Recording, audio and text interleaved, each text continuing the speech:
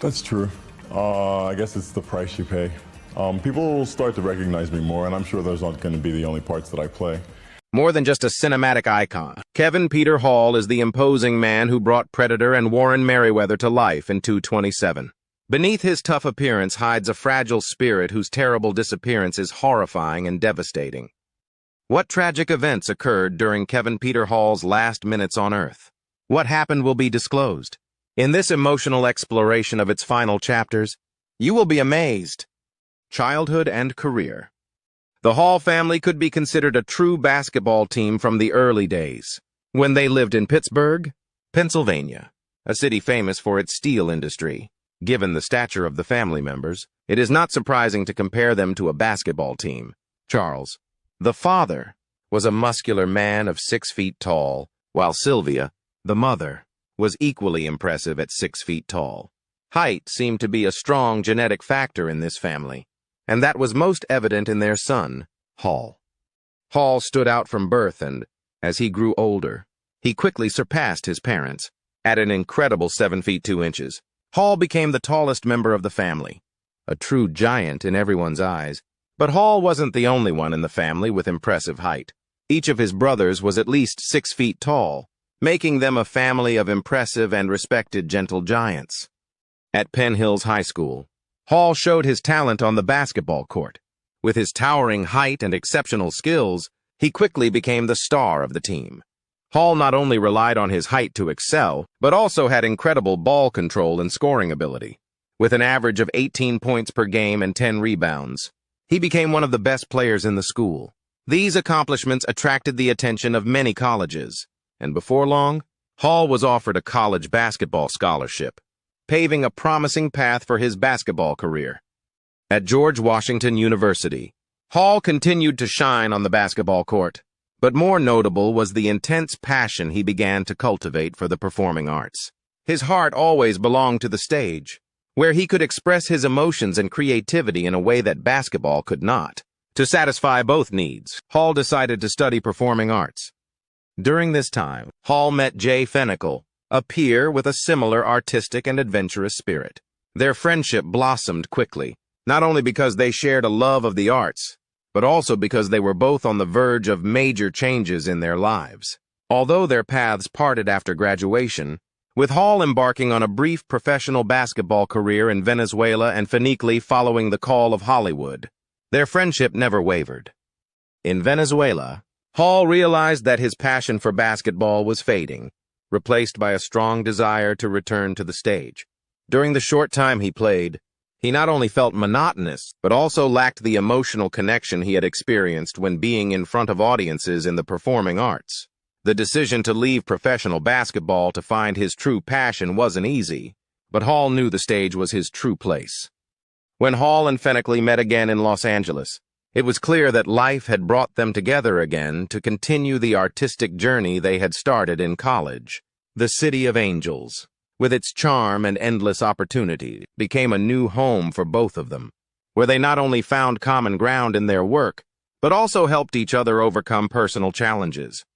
Working as a team, Hall and Jay Fennicle broke into the entertainment industry with their unique combination of talent and creative vision. They quickly made a name for themselves by creating 2 successful late-night shows. The Worst of Friends and In 5 both quickly became huge hits, attracting audiences and creating a stir in the entertainment industry. Not stopping there, Hall and Fennicle also ventured into the advertising industry, where they developed innovative promotional shows for many large companies. Their ability to combine performance art with a commercial message made them pioneers in the industry, ushering in a new era of entertainment advertising. These shows not only attracted audiences, but also generated enormous income for the companies they worked with. With determination and courage, Hall made the bold decision to abandon her thriving career in show business to pursue acting full-time. He knew that the road would not be easy, but his faith in his abilities and his passion for art pushed him to continue forward. This election was not only a turning point in Hall's life, but also opened the doors to an extraordinary career as an actor. Thanks to the high position that Hall had carved out for himself in the entertainment industry, Great opportunities soon came his way. Top directors, visionary producers, and ambitious projects sought him out. Eager to collaborate with a promising talent like Hall, he became a well-known face in famous films and high-profile plays, and little by little he established himself as one of the most prominent actors of the time. Hall's career as an actor took off quickly, not only bringing him fame and success, but also helping him fulfill his greatest dream in life, to live and dedicate himself to art. Prophecy was his debut on the big screen, and with his role as a fearsome bear, he quickly established himself as a talented and versatile actor in the interpretation of different and strange characters. The role was not only physically challenging, but also required him to convey the underlying fear and danger through his body language and eyes, something he did brilliantly. His impressive height and physique made him an easy choice for roles that required a strong screen presence. Following his initial success, he took on the role of an alien in the 1980 horror film, Without Warning. It was a difficult role, in which he had to transform into an alien creature to destroy humanity. Once again, his tall stature helped him create a powerful and intimidating character. This film helped him establish himself in the film industry and expand his acting range to the science fiction and horror genres. In 1982, he starred in the television series Mazes and Monsters, in which he played Gorville, another terrifying character. This was an important step in his career, as he continued to challenge himself with roles that required complex interpretations of characters that did not belong to the human world. Gorville was a terrifying character, but he also had psychological depth, which allowed him to demonstrate his skills as a multi-dimensional actor. Thanks to this role, he was recognized not only for his physical appearance, but also for his excellent acting ability to convey complex emotions and personalities. In 1985, he joined the cast of the short-lived series Misfits of Science, a film about people with supernatural abilities. He continued playing characters with formidable and powerful personalities. His combination of subtle acting ability and imposing stature made him stand out in this series. Although the series didn't last long, her role left a deep mark on audiences and helped cement her reputation in the supernatural and fantasy genre. His role in Night Court is also worth mentioning. As Bull Shannon, a tall but extremely kind sheriff, he created a character full of humor and warmth. The contrast between Bull Shannon's gigantic stature and his kind personality created many funny and endearing moments, making the audience love this character. This is one of the iconic roles of his career, which helped him assert himself not only in scary roles, but also in the ability to create humor and charm on screen. Before playing the legendary role of Harry the Bigfoot in the beloved family film Harry and the Hendersons, he returned to his monstrous roots the following year in Monster in the Closet. You want to see it on film, and that's what people expect. It is with this movie, Predator, that we provide this. We will incorporate all the necessary components to ensure it becomes a great summer blockbuster. Hall landed his breakthrough role as the Predator in 1986. In this action-packed sci-fi film, he faced off against the great Arnold Schwarzenegger. The producers immediately realized that they needed a bigger actor for the role of Predator after casting Jean-Claude Van Damme. And that's when Hall came into the picture. He was the ideal terrorist for the jungle due to his enormous size. It is I, Predator, the Lord of all creation.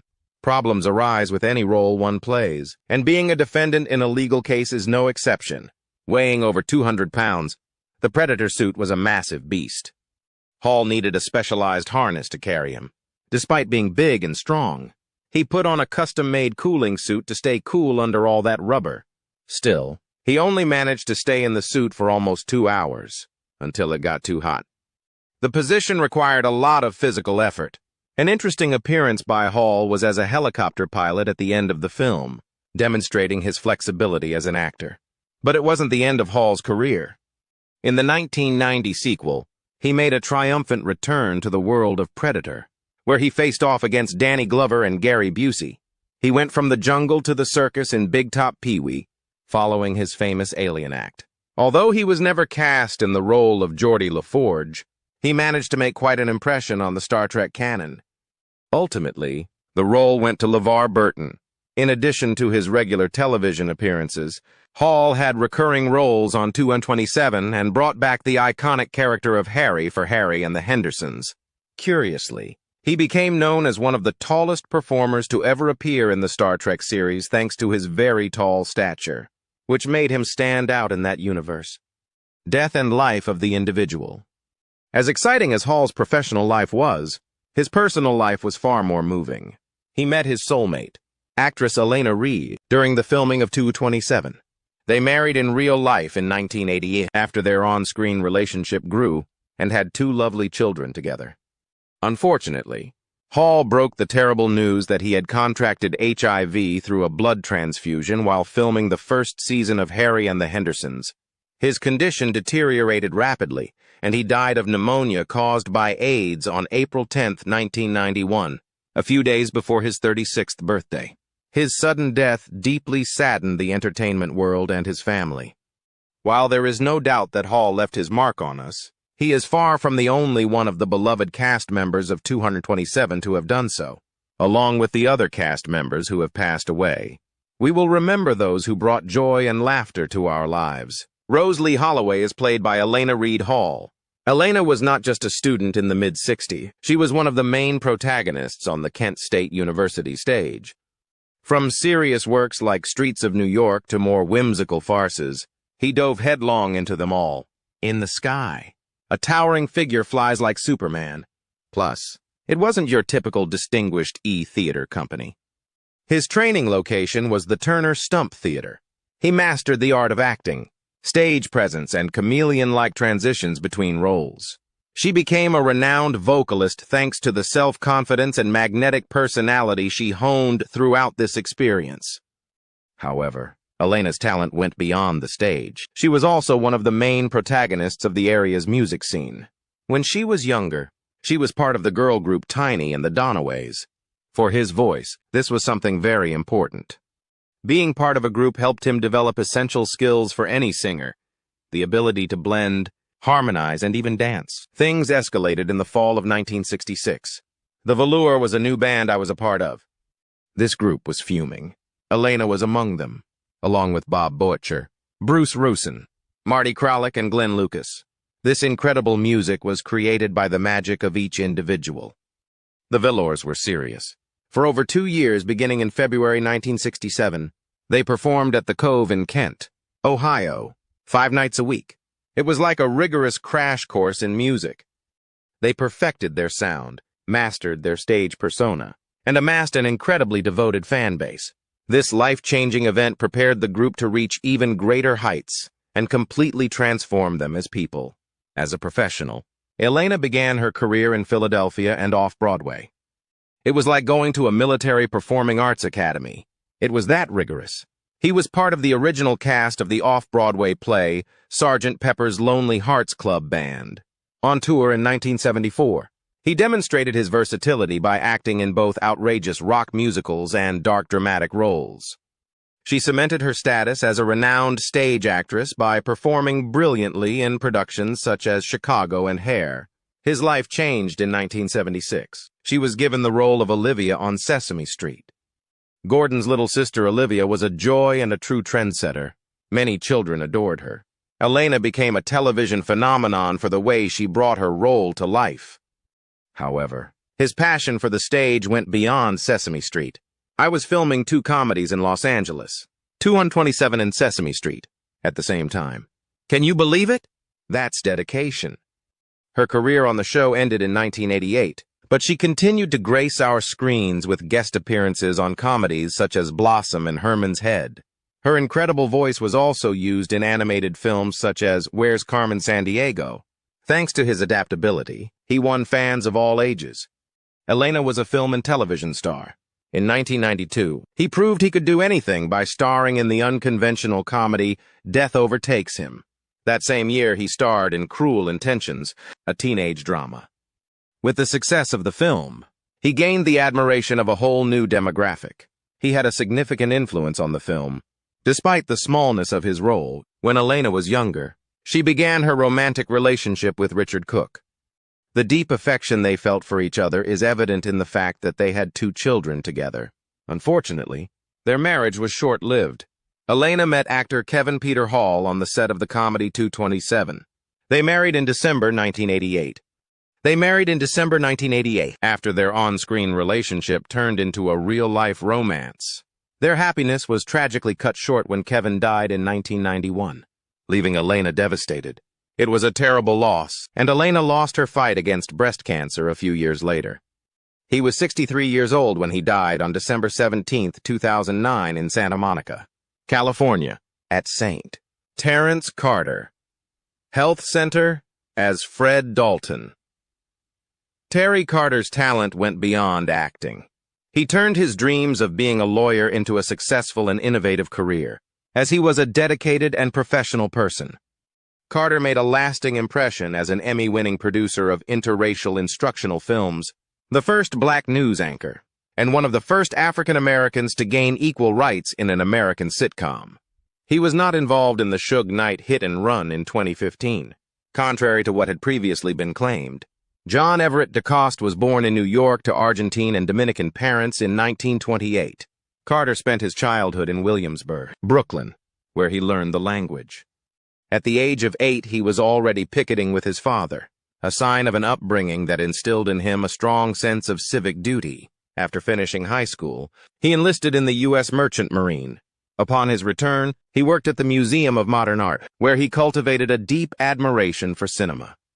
While studying law, Carter played piano at Hunter College, Boston University, and Northeastern University. Johns University to graduate in law. He had a chance meeting with actors Morris Karnofsky and Howard Da Silva, which sparked his interest in acting. Carter riskily dropped out of law school after his second year, devoting himself fully to acting because he knew it would help him be a more convincing witness. My character was Foxy Brown's boyfriend in Foxy Brown. My name used to be Michael, and I worked at the Federal Bureau of Investigation. Carter joined the Greenwich Mews Theater Company in Greenwich Village in 1952, and was already making a splash. Just 2 years later, she co-starred in Mrs. Patterson's alongside the renowned Eartha Kitt, thanks to her meteoric rise to Broadway stardom. In 1955, the story of Ruby Valentine, the first radio soap opera starring exclusively black people, premiered, and he made history again as a member of the cast. That same year, he got his big break when he became a cast member of the popular comedy series The Phil Silvers Show. Carter became a household name thanks to his acting. Carter broke new ground in 1965 when she became the world's first black female news anchor for Boston's WBZ-TV. For 3 years, he played this crucial role. After working in the news for a while, he decided to return to acting. He landed a recurring role as the calm and collected Sergeant Joe Broadhurst on the hit police drama McCloud, and it lasted all 7 seasons. In 1975, Carter founded Metaphor Productions and became the head of the Positive Images Council, while remaining committed to his love of social causes. The main objective of these groups was to increase intercultural understanding through the production of informative films and documentaries. He received an Emmy nomination for his work on the critically acclaimed documentary, A Duke Named Ellington, which highlighted his commitment to the cause. A mistaken identity scandal slowed Terry's career and he made headlines again, but this time for the wrong reasons. The set of Straight Outta Compton was the scene of a fatal car accident on January 30, 2015, in which music mogul Suge Knight was involved. The 55-year-old victim, who was also called Terry Carter, was mistaken for the star for many days in a horrific case of mistaken identity. 86-year-old Carter soon appeared on the internet to set the record straight and assure his followers that he was safe and sound. He currently shares his time with his third wife between New York and Oslo, Norway. Tragically, Terry Carter, who was 95 years old, died in New York on April 23, 2024. He was not just any gentleman. Sherman Hemsley was extraordinary. During the day, he worked as a mail delivery boy, and at night he honed his acting skills. Once on Broadway, the famous television producer Norman Lear noticed him, and his perseverance paid off. In All in the Family and later in The Jeffersons, Hemsley played the role of George Jefferson, a moody but endearing character, and Lear recognized him. He was nominated for several awards and became a fan favorite for his vibrant portrayal of his role. Not only that, but Hemsley had more. In addition to his numerous guest appearances and series regular roles, he went on to star in hit television series such as Good Behavior and Amen. His star began to rise in the late 90s. The man followed him everywhere. Along with his on-screen wife, he was part of the cast of a stage production of The Jeffersons. Sherman Hemsley, however, was more than that. Breaking barriers. He was a pioneering black actor. In a society in which whites still held much of the power, his figure of George Jefferson represented the achievements of blacks. As an actor, Hemsley dominated the 1970s sitcom scene, attracting millions of viewers and opening doors for other black performers. Surprisingly, Sherman possessed an additional skill: the music.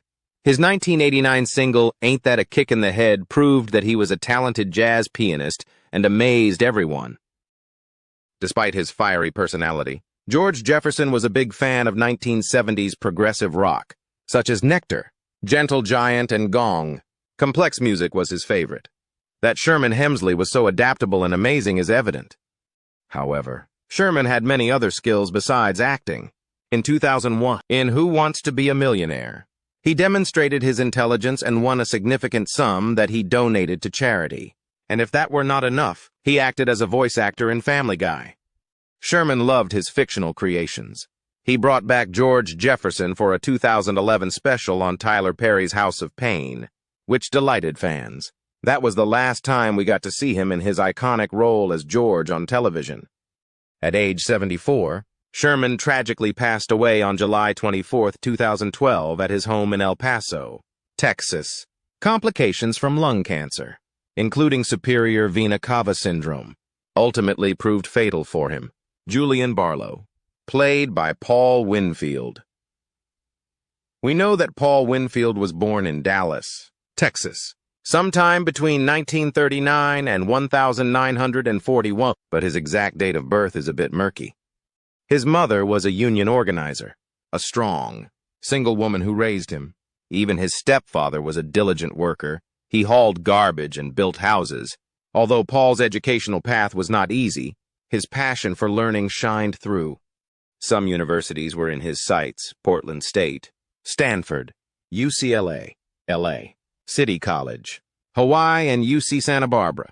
Despite never having completed a degree, his hunger for knowledge was undeniable.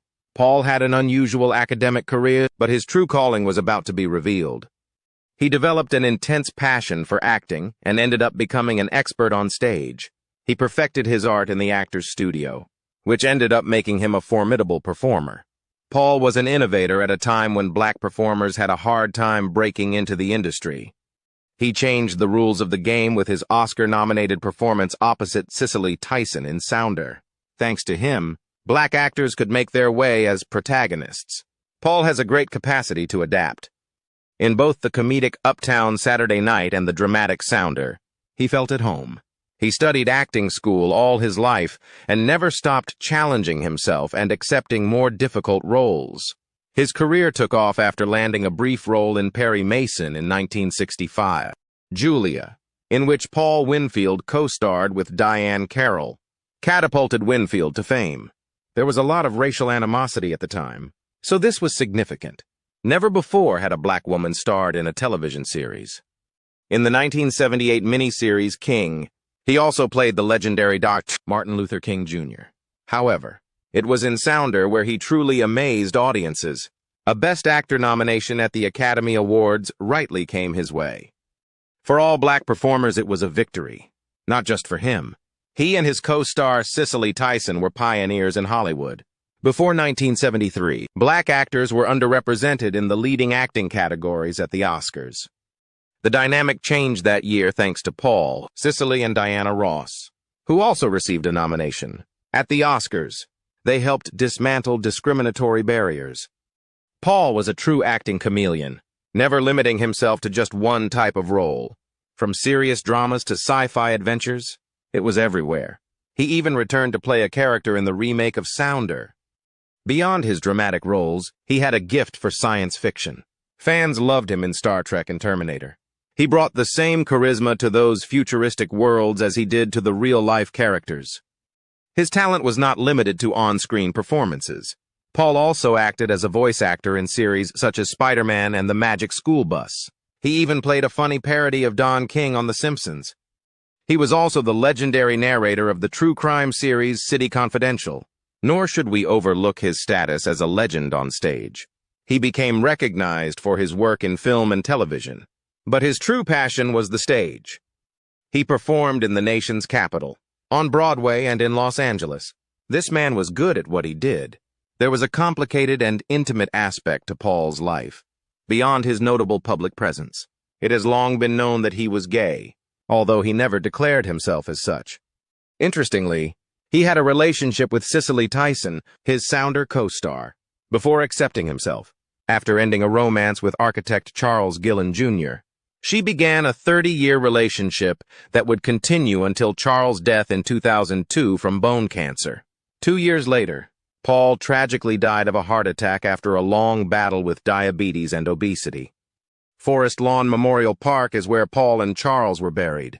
Ronnie O'Donnell as the postman. His meteoric rise to fame was anything but ordinary. He was born Harry Reynolds in Sequoia County, Oklahoma, in 1940. He spent 7 years in Cleveland, Ohio, molding the brains of young people before jumping onto the comedy scene. Cleveland, however, was more than a classroom. Ronaldo's latent ability began to emerge at that moment. The Karamu House Theater was one of the main players in the performing industry, and he became a part of it. They were famous for creating great directors and performers. For him, this place served as comedy training. His passion for acting flourished then, and he began to perfect his art. Karamu House was more than just a training ground. It was a launching pad. After breaking through, Ronaldo was able to tour with the renowned originals. Greatness abounds. He learned the ropes and honed his groove on tour with these legendary comedians. The next destination on Ronaldo's itinerary was New York. To further immerse himself in the entertainment industry, he joined the Harlem Theater Group. But that was not all. After moving from stage to screen, he landed his first role in a film. The world didn't just watch Ronaldo play. For 2 years, he toured the world, performing in Europe, Asia, and Africa. Thanks to this enormous experience, he was able to interact with people from many social classes. Ronaldo was a movie star, with 52 films behind him. He was versatile and could play everything from light-hearted roles in House Party 3 to darker ones in A Rage in Harlem. He carved a niche for himself in Hollywood's elite, performing with legendary comedians such as Red Fox, Richard Pryor, and Eddie Murphy. Furthermore, he was not only an actor. In addition, he was a television sensation, appearing on series such as The Tonight Show, Comic View, and even comedies such as Parenthood and 227. The late Ronaldo was not just a movie star. He was the consummate comedian, so that his fans could enjoy his comic antics whenever they wanted. He released 3 CDs. With the release of his rap video, I'm Scared, he demonstrated his business acumen and artistic prowess. Additionally, in 1973, he won 3 games on the game show Match Game, demonstrating his intelligence. He possessed exceptional speed, wit, and game-changing skills. Ronaldo tragically died on May 28, 2015, after a stroke he suffered the previous year. Rosemary Clooney as Pearl Shea. It seemed inevitable that Helen, born in St. Louis in 1909 and raised in the music-loving city of Nashville, would pursue an artistic career. She was an only child and grew up in a family of musicians. Her parents sent her to Fisk University to hone her piano skills in anticipation of a career as a concert performer. But Helen's intentions were different. It was a bold step, but he decided to pursue acting after only 2 years of college. It was a difficult time because it occurred during the Great Depression. Despite the hardships she suffered as a domestic worker, her love for acting remained unwavering. Helen was right. Her perseverance paid off. She established herself as a formidable actress after honing her skills at the illustrious WPA Theater in New York and at the Rose McClendon Players. She held various positions, each time perfecting her skills, surrounded by great stars of the entertainment world. Finally, the famous filmmaker Orson Welles noticed her potential and cast her in the role of Native Son in 1941. Her great performance in this role established her as a promising actress. From the moving song Raisin to the somber drama, The Blacks, her acting skills were evident. This ability to adapt laid the foundations for her comedic appearances on television, where she became famous for effortlessly embodying well-known characters. Famous for her performances as the witty Wanda in Good Times and the endearing Pearl Shea in 227, Helen became a well-known actress. His portrayal of these characters was priceless, touching the hearts of millions of people and cementing his position in television history. Helen was not limited to television. She also transferred her charisma to film, often playing the endearing grandmother. His comedic genius was evident in films such as Don't Be a Menace and Hollywood Shuffle. After its appearance on The Conan O'Brien Show, it even went viral. A revolutionary venue for black writers and actors, and was a pioneer in every way. Tragically, Helen's incredible life was cut short on March 25, 2000 in Monterey, California, at the age of 90 due to a heart attack. Thanks for following us. To stay up to date with our latest material, like, subscribe, comment, and turn on alerts if you like.